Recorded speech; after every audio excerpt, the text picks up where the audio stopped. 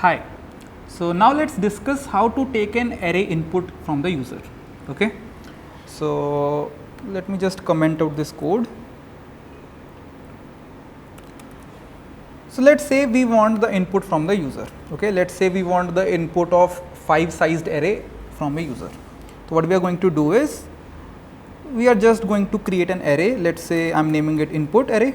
Okay. So this is my array which I have generated. So I will have to tell the size. ठीक है. So यहाँ पे मुझे पहले उसको साइज़ बताना पड़ेगा कि कितने साइज़ का एरे मुझे चाहिए. ठीक है. ऑब्वियसली ना, अगर मैं बोल रहा हूँ कि यार मुझे कुछ मेमोरी चाहिए तो मुझे बतानी तो पड़ेगी ना कितनी मेमोरी चाहिए. लास्ट टाइम मैंने यहाँ पे नहीं बताया था. ठीक है. लास्ट टाइम मैंने यहाँ पे नहीं बताया था कि मुझे कितनी मेमोरी चाहिए, बिकॉज मैंने पूरा एरे ही उठा के दे दिया इस लाइन में. जब मैंने उसको पूरा एरे ही पकड़ा दिया तो उसको खुद ही समझ में आएगा कि मुझे 20 बाइट्स चाहिए, तो उसने 20 बाइट्स एलोकेट कर दी थी मेमोरी. बट यहाँ पे क्योंकि मैं एरे उसको नहीं दे रहा हूँ, पहले एरे तो मुझे वैल्यूज़ तो मुझे यूज़र पकड़ाएगा, तो मैं यहाँ पे क्या कर रहा हूँ कि पहले उसको बता रहा हूँ कि 5 साइज़ की मेमोरी अपने पास एलोकेट करके रख लो. ओके. फिर सिंपली मैं लूप चलाऊँगा. For int i is equal to 0, i less than 5, i plus plus. Input लेने के लिए हम क्या यूज़ करते हैं, सी इन इनपुट आई. ठीक है. इनपुट आई में एक एक करके वैल्यू डलती जाएगी. ठीक है. पहले फर्स्ट इंटीजर की, फिर सेकंड की, एंड सो ऑन. पांचों इंटीजर्स की वैल्यू इनपुट हम लोग ले लेंगे. ठीक है. ये होने के बाद एक बार प्रिंट करवा के देख लेते हैं. चलो, तो यहाँ पे नेम चेंज कर देता हूँ, input. So now if I run this, so वो पहले मुझसे फर्स्ट इंटीजर की वैल्यू मांग रहा है. Let's say first bit 10, then 20, then 30, then 40, 4 type कर दिया. It's okay. 50. चलो ठीक है. So it is 10, 20, 30, 4 and 50. ठीक है. तो ये उसने प्रिंट किया. ये जो पहले 5 है, ये तो बेसिकली जब मैं इनपुट कर रहा था वो टाइप किया था. Now it's all this 5 input which have been printed. ठीक है. तो इस तरह से मैं एक एरे में इनपुट ले सकता हूँ. ठीक है. Let me just clear this. So अगर यूज़र बोले कि कितने साइज़ का एरे चाहिए, ये भी मुझे ही डिसाइड करना है. ठीक है. जैसे अभी तो मैं क्या कर रहा हूँ कि बोल रहा हूँ कि यार 5 साइज़ का एरे होगा, वो 5 एलिमेंट्स एंटर कर दो. अभी यूज़र सिर्फ 5 एलिमेंट्स एंटर कर पा रहा है. But what if user says I also want to decide कि how many elements I want in that array. तो उसके लिए क्या करेंगे, हम लोग एक इंटीजर रख लेंगे इंट n, और उसके अंदर पहले यूज़र से वैल्यू ले लेंगे. ठीक है. n की वैल्यू ले लेंगे. ठीक है. उसके बाद हम लोग एरे बना देंगे जो कि हमारा n साइज़ का होगा. राइट. और फिर उसके ऊपर एक लूप चल जाएगा. Right. So if I run this now, सबसे पहले मुझे बताना होगा मुझे कितने साइज़ का चाहिए. लेट्स से मुझे 3 साइज़ का चाहिए. Okay. So 3 is the size. So 3 elements are 10, 20, 30, and उसने 10, 20, 30 प्रिंट कर दिया. ठीक है. तो इस तरह से मैं वेरिएबल साइज इनपुट एरेज भी बना सकता हूँ. बट यहाँ पे एक प्रॉब्लम आती है कि लेट्स से अगर यूज़र ने मुझे n की बहुत बड़ी वैल्यू दी थी, तो क्या होगा, तो मेरा एरे भी उतना बड़ा बन जाएगा. राइट. बिकॉज मैं n साइज़ का एरे बना रहा हूँ, तो मेरा एरे भी उतना बड़ा बन जाएगा.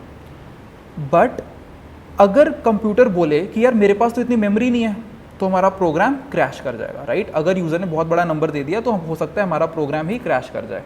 तो इसको सॉल्व करने के लिए we have something known as dynamic memory, जिसकी मैं बात थोड़ी लेक्चर्स बात करूंगा. ठीक है. अभी के लिए ये समझ लो कि this is not a very good practice कि अगर मैं इस तरह से अपना एरे बना रहा हूँ और उसको वेरिएबल साइज रख रहा हूँ.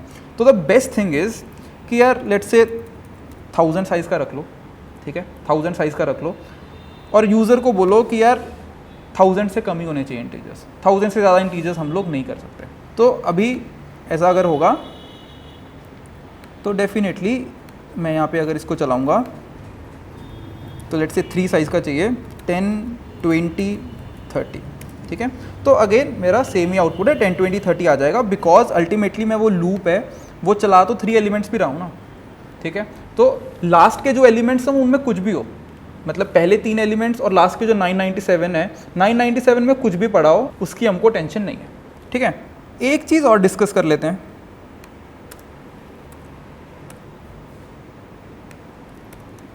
जब मैंने ये चीज़ करी थी यहाँ पे, ठीक है, मैंने यहाँ पे लिखा था int arr is equal to 1 2 3 4 5.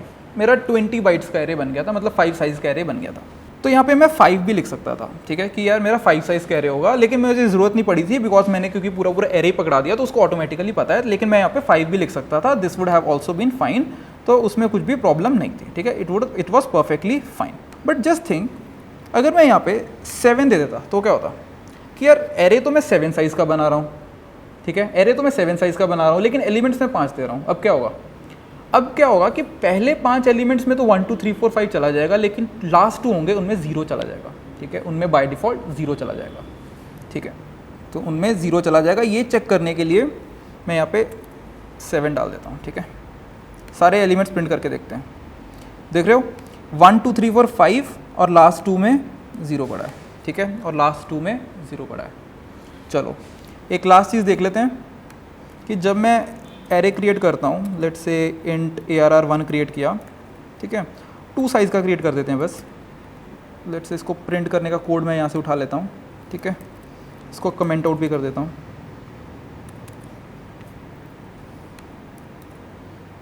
ARR1 और ये <2। What should happen now? As you can see, कुछ भी 2 रैंडम वैल्यूज़ आ रही हैं मेरे पास, कुछ भी 2 रैंडम वैल्यूज़ आ रही हैं। ये एक्चुअली हो क्या रहा है ना कि यार मैंने उसको 2 साइज़ का एरे बनाने को बोल दिया, लेकिन उसमें मैंने कुछ भी वैल्यू नहीं डाली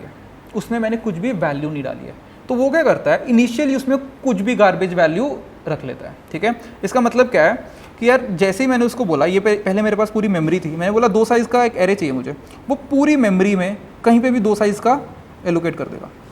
बट ये मेमोरी में ऐसा हो सकता है ना कि कुछ टाइम पहले यहाँ पे कुछ ना कुछ पहले से रखा हुआ था, लेट्स से कि यहाँ पे एक पहले से एक एरे बना हुआ था जिसमें कुछ नंबर्स पड़े थे 2 1 4 7 एंड लेट्स से 3 9 7, ऐसे कुछ नंबर्स पड़े थे।